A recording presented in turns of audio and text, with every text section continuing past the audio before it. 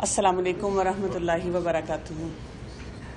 नहमदुहु व नुसल्ली अला रसूलिहिल करीम, अम्मा बाद, फ़अऊज़ु बिल्लाहि मिनश शैतानिर रजीम, बिस्मिल्लाहिर रहमानिर रहीम। रब्बि इश्रह ली सदरी व यस्सिर ली अमरी वहलुल उक़दतम मिन लिसानी यफ़क़हू क़ौली। Ramzan is almost over. अब हमारे पास थोड़े से दिन रह गए हैं।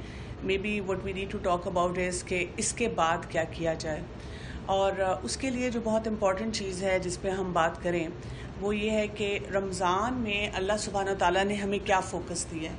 अगर हम उसको अंडरस्टैंड कर लें तो हमारे लिए फिर ये अंडरस्टैंड करना बहुत आसान हो जाता है कि बाद में क्या करना है। क्योंकि होता ये है कि रमज़ान की हद तक तो सब लोग बहुत तैयारी करते हैं, बहुत ज़्यादा सोचते हैं कि अच्छा जी हमने बहुत कुछ जो सीखा है उसको अप्लाई करना है। बहुत सारी हम रेगुलर लाइफस्टाइल की चीज़ों को अलग से कर देते हैं और फोकस करते हैं।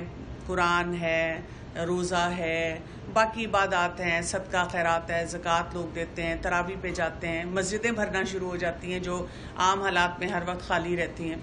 लेकिन आप देखें जैसे ही रमज़ान ख़त्म होता है उसके बाद क्या होता है। ईद वाले दिन की आप देख लें कि मस्जिदों में क्या हालात होते हैं, घरों में क्या हालात होते हैं। यानी वही कुरान जो हम डेली खोल रहे होते हैं और बहुत ज़्यादा पढ़ रहे होते हैं, वो सब हमारा एक ऐसे लगता है कि ग्राफ जो है बिल्कुल एकदम से शूट डाउन होता है।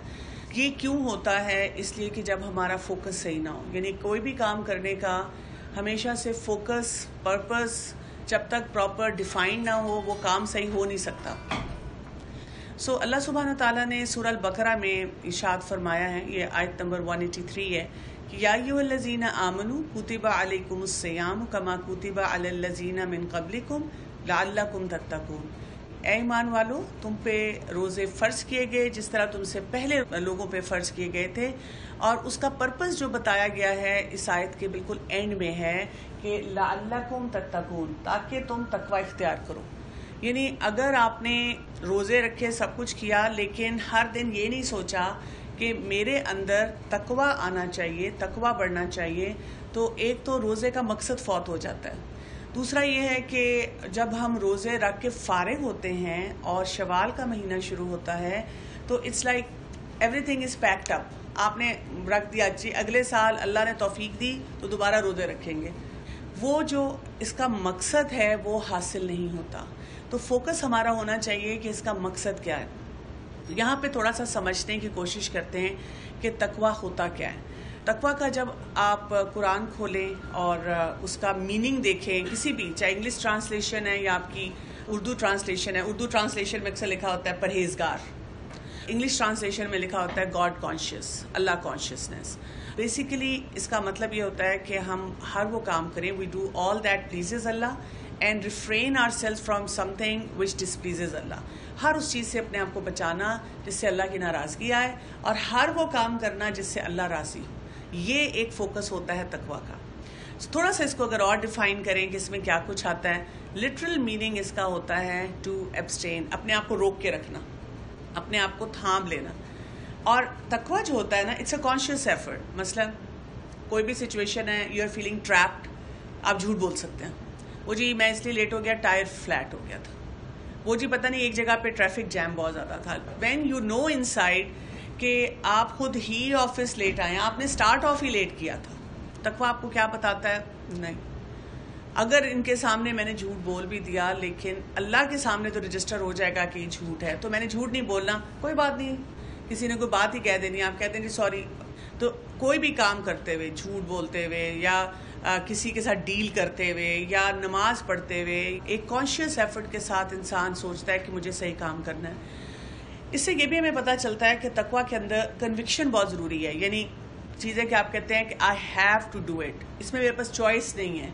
यानी यहाँ से आप देखें ना, हराम के रास्ते खुलना शुरू हो जाते हैं। जो लोग बड़ा इजी लेते हैं, कहते हैं खैर है भाई, दुनिया में जो करना है कर लो, एंजॉय कर लो और बाद में देखा जाएगा। तो इससे तक़वा नहीं आता।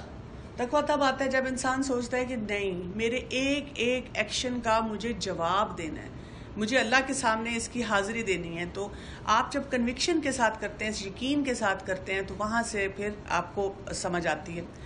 तक़वा का एक जो बहुत बड़ा फ़ायदा होता है, इससे आपकी क्लैरिटी आती है डिसीजन मेकिंग में। यानी आपने कोई भी किसी सिचुएशन में फ़ैसला करना है, اس وقت گھر والے کہہ رہے ہیں کہ بازار جانا ہے لیکن نماز کا ٹائم ہے، چلو نماز پڑھ کے نکلیں گے۔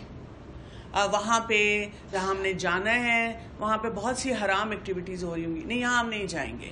یعنی آپ کی ڈیسیژن میکنگ بہت آسان ہو جاتی ہے۔ فلاں رشتہ دار اچھی طرح نہیں ملتا، لیکن قطع رحمی کے بارے میں اللہ کا کیا حکم ہے، اور صلہ رحمی کیا ہے، مل لیتے ہیں، کوئی بات نہیں، معاف کر دیتے ہیں۔ اگر انہوں نے شادی کا کارڈ ہمیں نہیں پہلے دیا اور باقی رشتہ داروں کو دے دیا، ہمیں کسی وجہ سے بلانا بھول گئے، تو کیا فرق پڑتا ہے؟ مطلب یہ کیسے ہو سکتا ہے کہ اتنا ہمارا آنا جانا تھا اور پھر بھی انہوں نے نہیں کیا؟ تو وہ جان کے تو نہیں انہوں نے کیا، بھول تو ہم سب سے ہوتی ہے۔ تو یہ ہوتا ہے، کلیئرٹی آ جاتی ہے آپ کے اندر کہ کوئی بات نہیں، ایسی کون سی بات ہوگی جس کو میں نے اتنا ہوا بنا لیا۔ اسی کے ساتھ پھر آپ کے اندر جو ایک چیز آ جاتی ہے، ڈسپلن اینڈ سیلف ریگولیشن۔ آپ اپنے لائف سٹائل میں ڈیپینڈنٹ نہیں رہتے کہ ہر وقت آپ کو کوئی پوک کر کر کے بتا رہا ہے کہ یہ کام کرو اور یہ کام نہیں کرو۔ آپ کو خود سے احساس ہوتا ہے کہ مجھے ہر کام کرنا ہے۔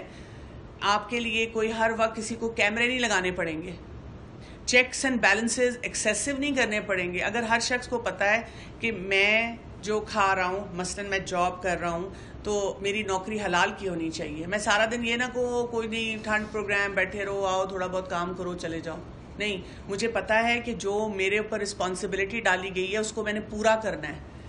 اور اگر کوئی سینئر یہاں موجود نہیں ہے، کسی کو نہیں بھی پتا چلتا، میرے رب کو پتا چل رہا ہے، اور میرے رب کو جب پتا چلے گا تو میں اس کا کیا جواب دوں گا۔ تو یہ وہ چیز ہوتی ہے جو آپ کو سیلف ریگولیٹ کر دیتی ہے۔ اور آپ کو پتہ ہے کہ بہت سے لوگ بچوں کے لیے بہت پریشان رہتے ہیں، اسپیشلی جب بچے ٹین ایج میں آنا شروع ہو جاتے ہیں، جوان ہونا شروع ہو جاتے ہیں، کہ جی ہمیں کیا پتہ ہے کیسے دوستوں سے مل رہے ہیں، کہاں آ جا رہے ہیں۔ تو میں ہر پیرنٹ کو بھی یہ کہتی ہوں کہ آپ اپنے بچوں کے اندر تقویٰ ڈالیں۔ اس رمضان میں اگر آپ اپنے بچوں پہ، ابھی بھی ہمارے پاس کچھ دن ہیں، اگر آپ تقویٰ کے اوپر بات کرنا شروع کر دیں تو کیا ہو جائے گا، آپ کے لیے بہت بڑی آسانی ہو جاتی ہے کہ آپ کے بچے جو ہیں ان کو بھی یہ مزاج مل جاتا ہے اپنے دوستوں کے ساتھ، اسکول، کالج، یونیورسٹی کے، ہم نے یہ کرنا ہے، یہ نہیں کرنا۔ وہ خود اپنے آپ کو ریگولیٹ کرنا شروع کرتے ہیں۔ لیکن تقویٰ جو ہے یہ دل کی کیفیت کا نام ہے۔ جب رسول اللہ صلی اللہ علیہ وسلم سے پوچھا گیا تھا تو انہوں نے دل کی طرف اشارہ کر کے کہا تھا تقویٰ ہاں ہونا، تقویٰ دل کے اندر ہوتا ہے۔ یہ کسی کے ہاتھ میں تسبیح پکڑنے سے نہیں لگے گا، یا کسی کو اسپیسیفک حلیہ بنانے سے، یا ہر بات پہ سبحان اللہ، جزاک اللہ، اللہ اکبر کہنے سے نہیں صرف ہوگا، وہ تو آٹومیٹیکلی انسان کے منہ سے نکلے گا۔ لیکن this is basically condition of your heart, آپ کے دل کی کیفیت ہے جو آپ کو اندر سے بتا دیتی ہے کہ یہ مجھ سے غلطی ہوگی، یہ مجھے کرنا چاہیے تھا، یہ مجھے نہیں کرنا چاہیے تھا۔ اور بہت بڑا فائدہ یہ ہوتا ہے کہ جو ہمارے دین کے بینچ مارکس ہیں وہ فالو کرنے آپ کے لیے آسان ہو جاتے ہیں۔ آج کے دور میں آپ دیکھیں ہم سارا دن یہی بحثیں کرتے رہتے ہیں کہ یہ حلال ہے حرام ہے، یا آج کل کے دور میں دین پریکٹیکل نہیں ہے۔ بات یہ دین تو پریکٹیکل ہے، پرابلم ہمارے اندر ہے، ہماری مشینری میں کمی ہے، ہماری مشینری میں تقویٰ نہیں ہے۔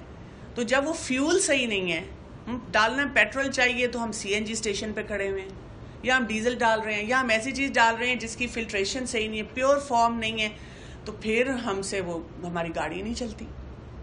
اگر انسان میں تقویٰ ہو تو انسان کو یہ سمجھ آ جاتی ہے نماز میں دنیا کے جس مرضی کونے میں ہوں میں نے پڑھنی ہے۔ شرم و حیا کا سٹینڈرڈ جو مرضی زمانہ ہو وہ وہی رہے گا۔ اسی طرح سے سچ، جھوٹ، ہر چیز اپنی جگہ پہ رہے گی۔ تو ہمیں پھر یہ سمجھ آ جاتی ہے بے شک جتنی مرضی ایڈوانسمنٹس ہو جائیں، ہم جتنا مرضی پڑھ لکھ جائیں، لیکن کچھ بینچ مارکس ہیں جو سٹینڈرڈ رہیں گے اسلام کے، وہ ہماری شناخت رہیں گے، انہیں ہم چھوڑ نہیں سکتے، اور انہی کو ہم نے لے کے چلنا ہے۔ تو اس سے یہ بھی پتہ چلتا ہے کہ جو تقویٰ ہوتا ہے اس کے کچھ انگریڈینٹس ہوتے ہیں۔ اس میں مکسچر آتا ہے لو، ہوپ اینڈ فیئر کا۔ اللہ کی محبت ہمارے دل میں اتنی ہو، ہم اللہ کی خاطر ہر چیز کرنے کے لیے تیار ہو جائیں، ہمیں پھر لوگوں کا ڈر نہ ہو۔ اس کے ساتھ ساتھ فیئر بھی ہونا چاہیے۔ وہ یہ فیئر نہیں ہے کہ جیسے آپ کسی ایسی چیز سے ڈر جاتے ہیں کہ آپ پھر اس کو اوائڈ کرنا شروع کر دیتے ہیں۔